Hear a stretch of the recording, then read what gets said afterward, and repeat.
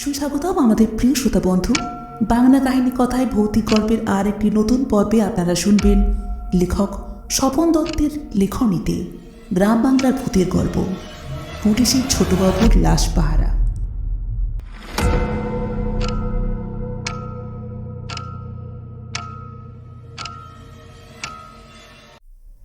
Duty সেরে সবে কোয়ার্টার্সে ফিরেছেন সুশীলবাবু। সুশীল সাঁতরা থানার ছোটবাবু উনি।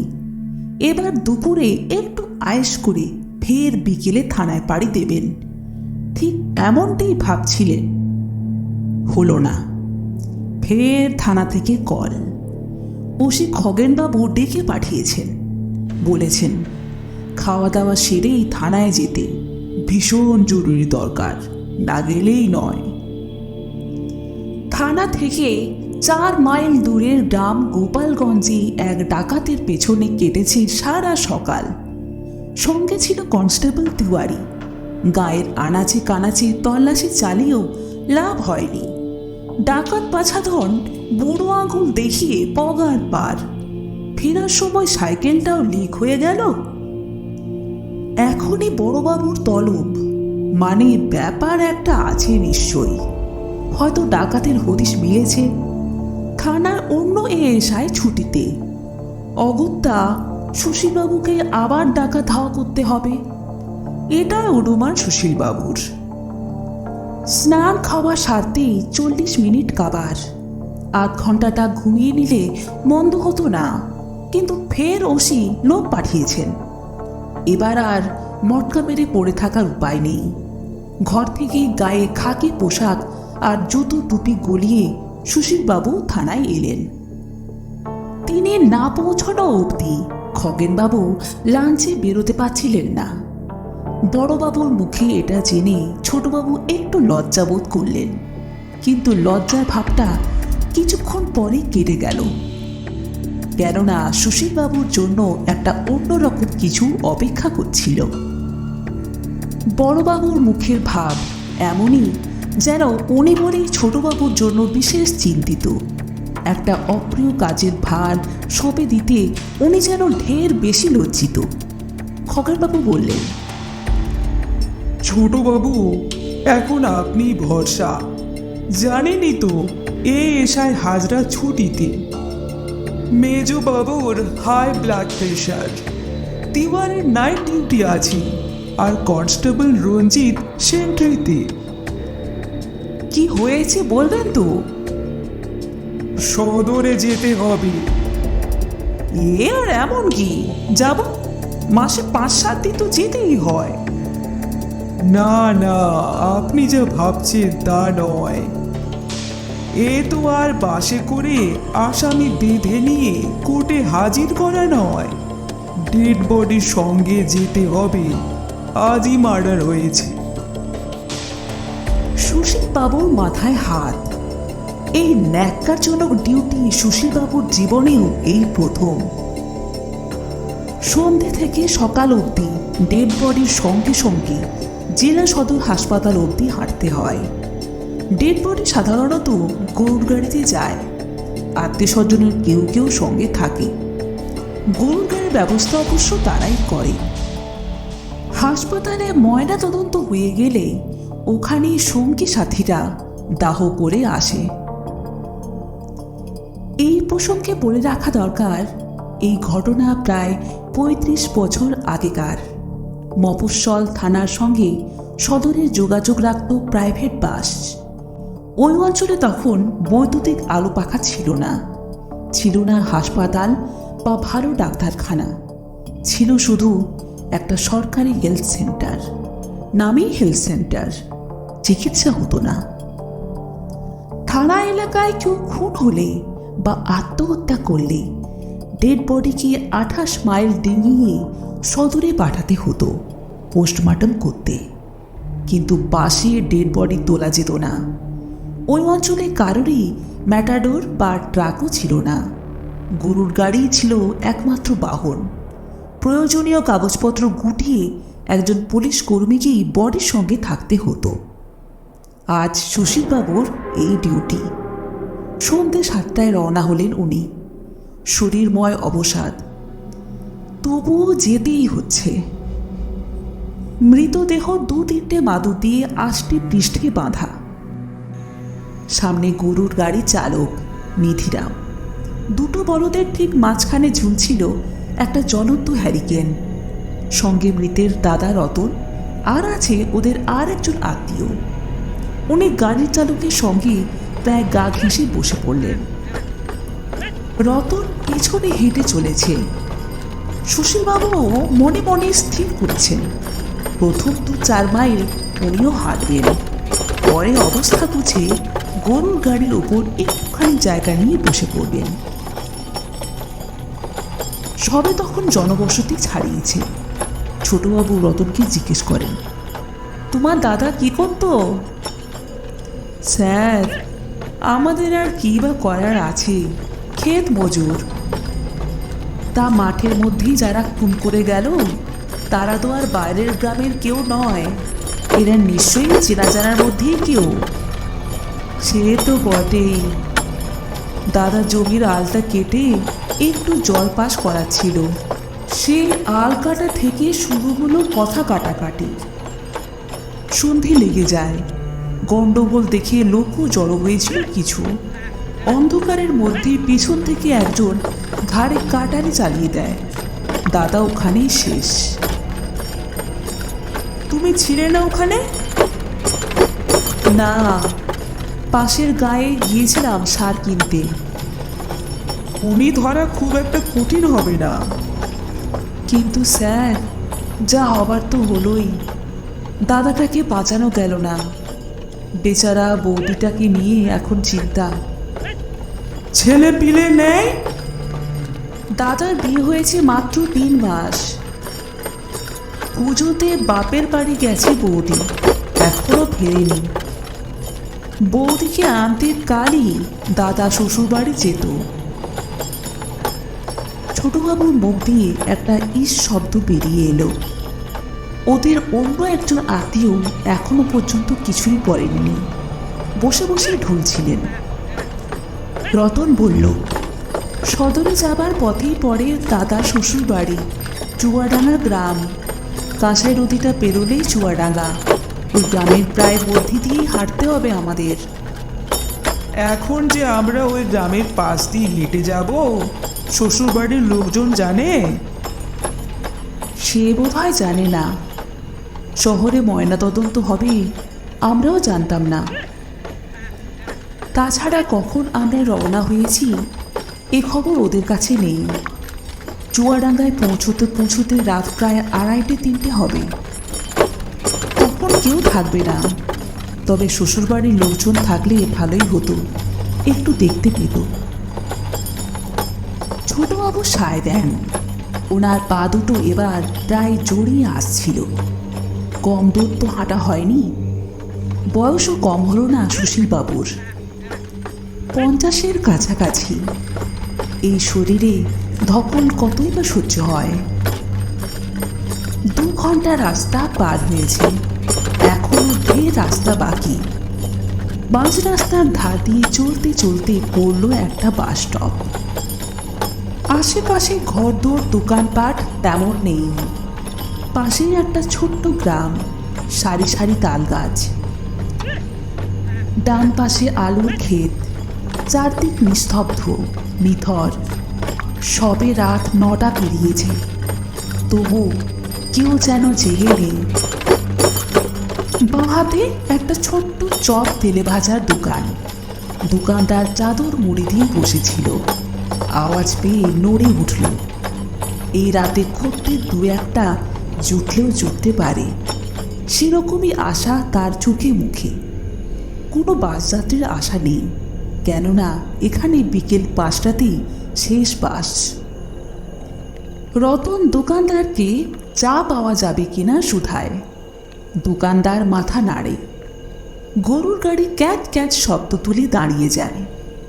মিনিট 5-এর মধ্যেই চা তৈরি। চায়ের প্রয়োজনীয়তা টের পেলেন ছোটবাবুও। চা নয়, যেন অমৃত। যদিও অমৃতের স্বাদ কি জানা নেই। রতন বলে, স্যার, রাত তো হলোই, রাতের খাবার এখানে খেয়ে নিন, সঙ্গে লুচি তরকারি আছে। ছোটবাবুর খাবারে রুচি নেই, খিদেও নেই। বলেন, আমি তো সন্ধেবেলাতেই রুটি আলুর দম খেয়ে বেরিয়েছি, এখন খিদে নেই।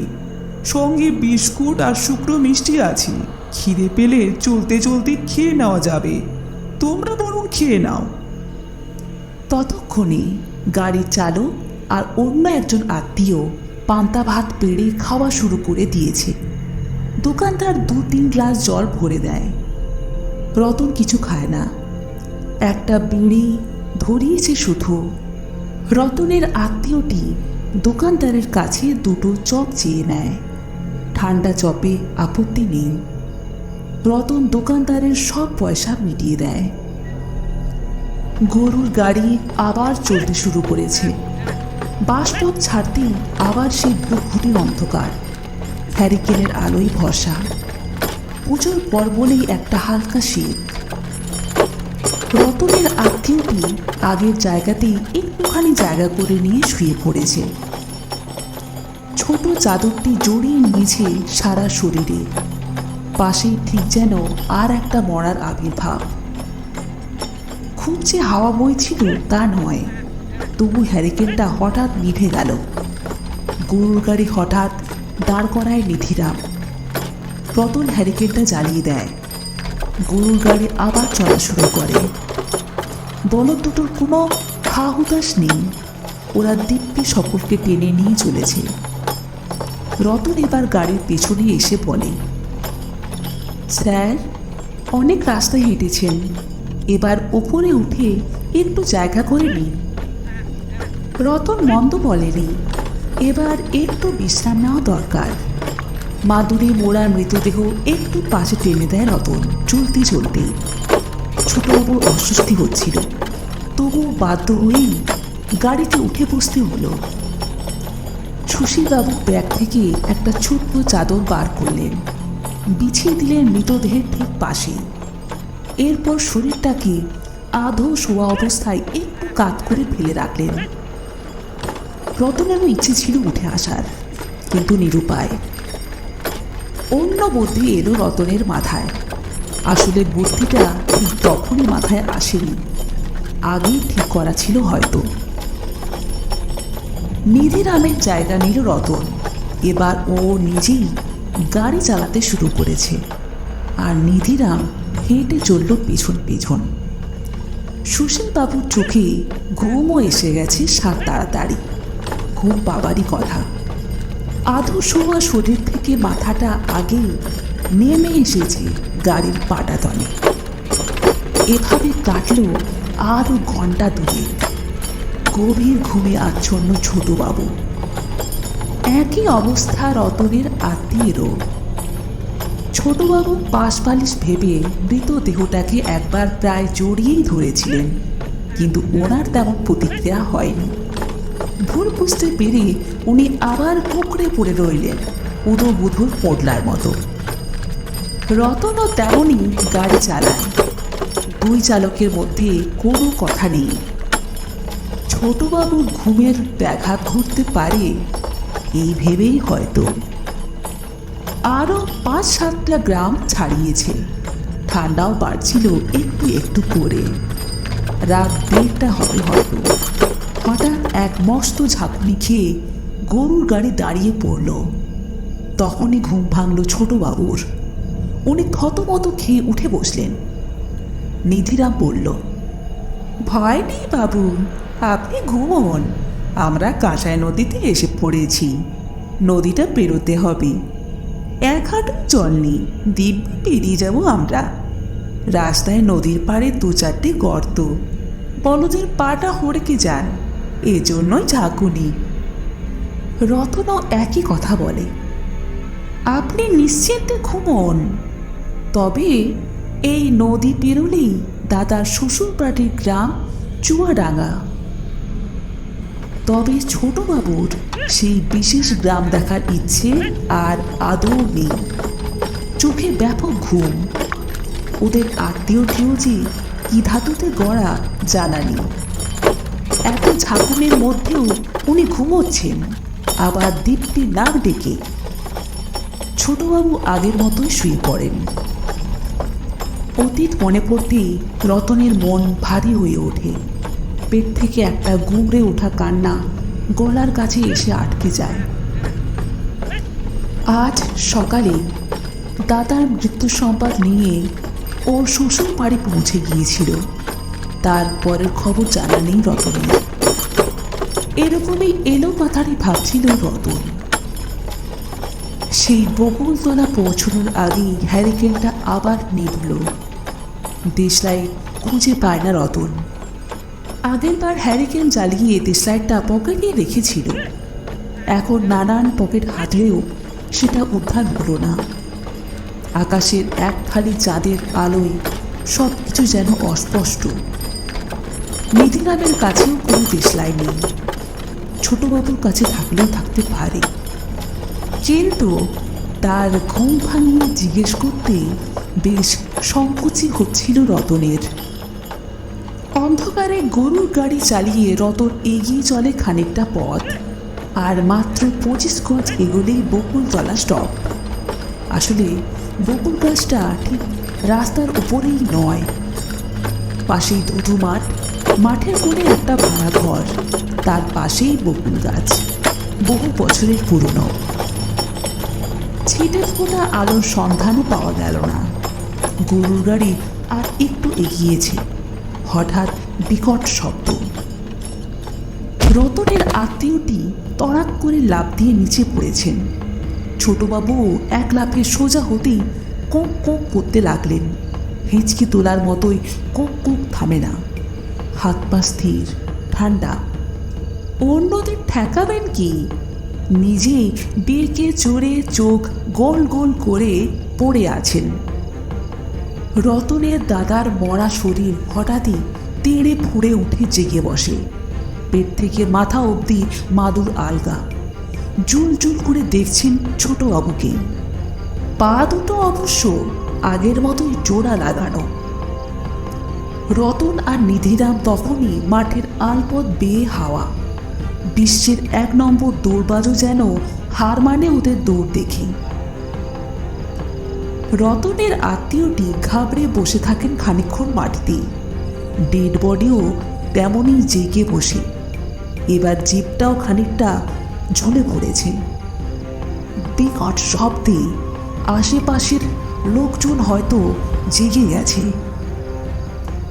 আত্মীয়টির গায়ে হাত দিতেই ছোটবাবু আরো বেশি করে কাঁপতে শুরু করলেন। রতনের আত্মীয়টি বোধহয় একটু বেশি সাহসী। প্রথমে বেশ খানিকটা ঘাবড়ে গেলেও এখন কতটা সামনে উঠেছেন। উনি ছোটবাবুকে ঘন ঘন নাড়া দিলেন। তারপর নিজেই পাজা কোলা করে গাড়ি থেকে নামালেন। একটু একটু করে সম্বিত ফিরে এলো ছোটবাবুর। গোটা কয়েক উল্টো পাল্টা বুকে উনি স্থির হলেন। ময়নাতদন্তে নিয়ে যাওয়া মৃত শরীর সবাই ফেলে পালিয়ে গেলেও ওনাকে থাকতে হবেই, কারণ এটা ওনার ডিউটি। সুশীলবাবু ভয়ে চলে গেলে আর কেউ সেই সময়টাতে ডেড বডি সরিয়ে ফেললে তবে আগে যাবে চাকরি, তারপর হাজতবাস। কো কো করে উনি রয়েই গেলেন। ভাগ্যিস রতনের আত্মীয়টি ছিল তাই রক্ষে। আসল ব্যাপারটা পরিষ্কার হলো আর একটু পরে। রতনের আত্মীয়টি প্রথম মুখ খুললেন। একটু ভয় পাবেন না স্যার, আমি আছি। ওর বেয়াদপি আমি ঘুচিয়ে দেব। সুশীলবাবু রতনের আত্মীয়কে প্রায় জাপটেই ধরেন। এত আপন মানুষ আর কেই বা আছে এখন? অনেক চেষ্টায় মুখ দিয়ে দুটো মাত্র কথা বেরিয়ে এলো। এই ডেড বডিটা জ্যান্ত না মৃত আমি কিছুই বুঝতে পারছি না। মৃত স্যার, আমি আসল ব্যাপারটা বুঝে গেছি।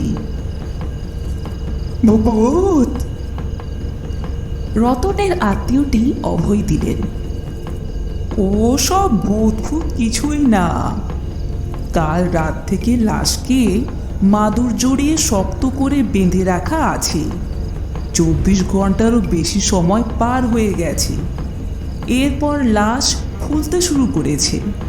ওই ফুলতে থাকা চাপ সহ্য করতে না পেরে মাদুর চাপা বাঁধন কেটে যায়, আর এতেই শক্ত ফোলা শরীরটা সোজা লাফিয়ে ওঠে। আর শব্দটা ওই বাঁধন কেটে যাবার জন্যই। একদম ঠিক, রতনের আত্মীয়টি ঠিকই বলেছেন। সুশীলবাবুর আর কোনো সন্দেহই রইল না। উনি ক্রমশ সাহসী হয়ে উঠছেন। মানুষ আসলে ভয় পায় নিজেরই চিন্তা ভাবনা দোষে। ওদিকে হঠাৎ দেখা গেল নিধিরাম আলের ধারেই পড়ে আছে। দৌড়তে দৌড়তে জ্ঞান হারিয়েছে, কিন্তু রতনের পাত্তা নেই। সুশীলবাবু নিধিরামকে সুস্থ করে তুলতে চেষ্টা করেন। এদিকে রতন না এলে গরুর গাড়িও ছাড়া যাবে না। তবে মনে হলো ও দাদার শ্বশুর বাড়ির দিকেই দৌড়েছে। এবার হয়তো বাড়ির লোকজন ডেকে এনে হাজির করবে।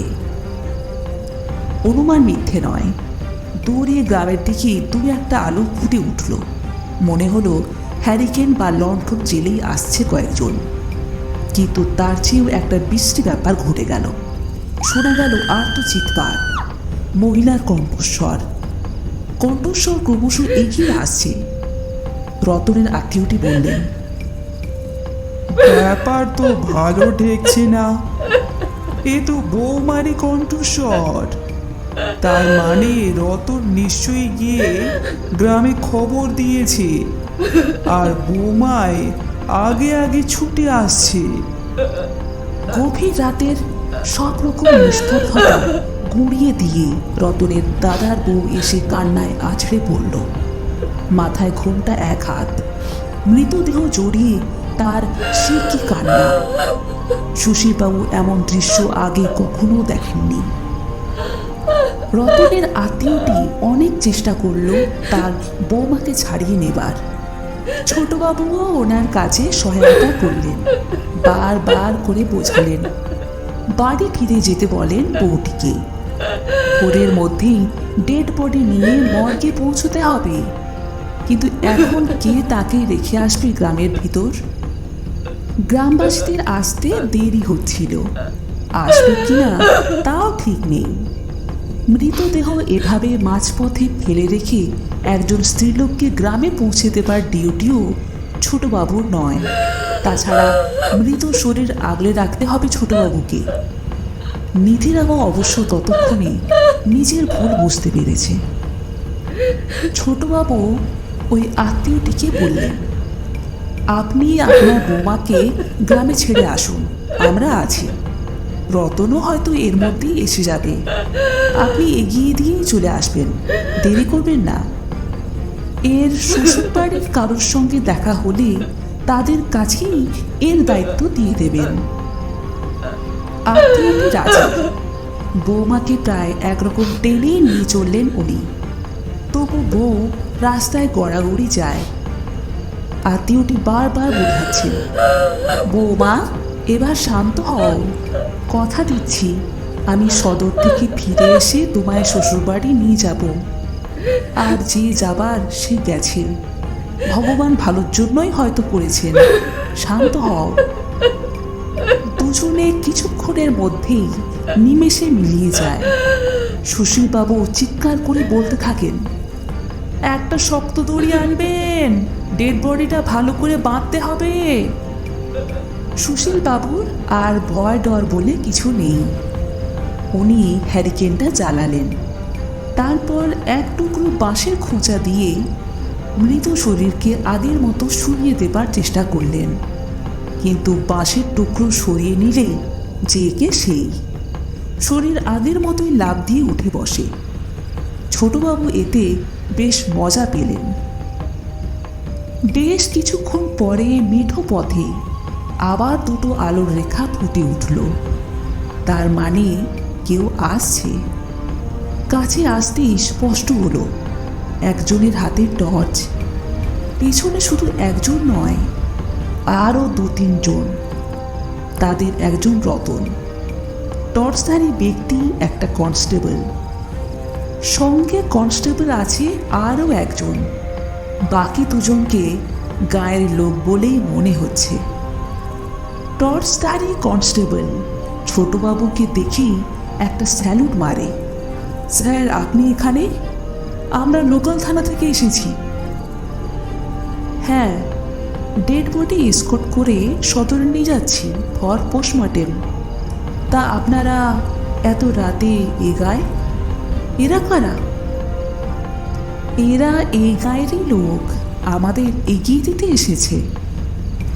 রতন এবার এগিয়ে এসে বলে, স্যার, রাস্তায় এদের সঙ্গে দেখা, সব কিছু শুনে আমি তো এদের কাছে শুনুন, আমার মাথা আর একটু কাজ করছে না। ছোটবাবুর প্রশ্ন, রাস্তায় আপনার আত্মীয় আর বৌদির সঙ্গে দেখা হয়নি?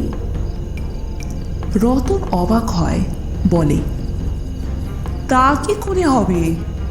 বৌদি আসবে কি করে? গায়ের একজন লোক বলল, রতনদাকে রাস্তায় দৌড়তে দেখে আমরা ধরে পেলি। ওকে আমরা চিনি। আমাদের গ্রাম হচ্ছে রতনদার দাদার শ্বশুর বাড়ি। আজ সকালে দাদার খুনের খবর গ্রামে এসে পৌঁছলে রমা মানে রতনদার বৌদি সঙ্গে সঙ্গে জ্ঞান হারায়। দুপুরে জ্ঞান ফিরলে রমা একেবারে আলাদা মানুষ। দুপুরে একাই বেরিয়ে গেল কোথায় যেন, কাউকে না জানিয়ে পেছন দরজা দিয়ে। এরপর হঠাৎ খবর এলো ভর দুপুরের সময় রমা বকুল গাছে নাকি গলায় দড়ি দিয়েছে। কনস্টেবল বলে, হ্যাঁ স্যার, সুইসাইড। সেই খবর পেয়েই আমরা রাতে এই গ্রামে আসি। ছোটবাবুর মন থেকে একটু একটু করে জমে ওঠার সাহস আবার কর্পূরের মতো উবে গেল। তাহলে ওই স্ত্রীলোকটি কে ছিল? আর আপনার মেসোমশাই বা কাকে নিয়ে গ্রামে ঢুকলেন? রতন শুধায়, কোন মেসোমশাই? কেন, আমাদের সঙ্গে তোমার যে মেসোমশাই গরুর গাড়িতে এলেন? রতন ফের অবাক হয়, কোথায়? আমাদের সঙ্গে তো আমার কোনো মেসোমশাই ছিলেন না। সে কি, তাহলে কি গোড়া থেকেই আমি ভুল দেখছি? ছোটবাবু নিধিরামের দিকে তাকায়। নিধিরামও বলে, না স্যার, গাড়িতে তো আর কেউ ছিল না। ছোটবাবুর ফের প্রশ্ন, রতন, ভেবে দেখো, সত্যি তোমার কোনো মেসোমশাই সঙ্গে ছিল না? রতন মাথা নাড়ে, আমার মাসি একটাই, মাসি এখন বিধবা। সেই মাসিরও বিয়ের ঠিক 3 মাসের মাথায় মেসোমশাই মারা যায় গাছ থেকে পড়ে। সে প্রায় 11-12 বছর আগেকার কথা। রতনের দাদা বিয়ের 3 মাসের মাথায় মারা যায়। মেসোমশাইয়েরও ঠিক তাই। ব্যাপারটা খুব ভালো ঠেকছে না। মেসোমশাই আবার ছোটবাবুকে অভয় আর যুক্তি দিয়ে চাঙ্গা করে তুলেছেন কিছুক্ষণ আগেই। এরই বা মানে কি? দড়ির বাঁধন ছিঁড়ে শক্ত মৃত শরীর দুমড়ে খাড়া হয়ে বসেছিল, এটাই স্বাভাবিক। আর একটা প্রশ্ন ঠিক সেখানেই, এতটা রাস্তা ডিঙিয়ে এসে বকুলতলাতে বাঁধন কেটে গেল, এটাই বা কেমন কথা?